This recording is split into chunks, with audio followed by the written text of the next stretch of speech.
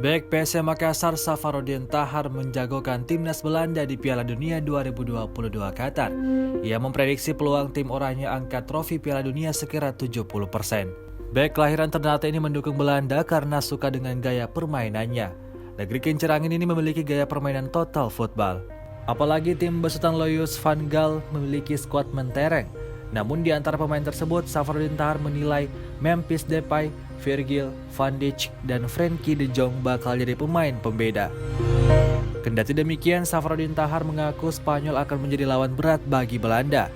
Tim besutan Luis Enrique itu bisa saja menghentikan ambisi Belanda untuk raih Piala Dunia untuk pertama kalinya.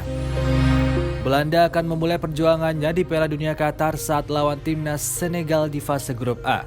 Pertandingan kedua tim akan berlangsung di Al Thumama Stadium, Senin 21 November 2022.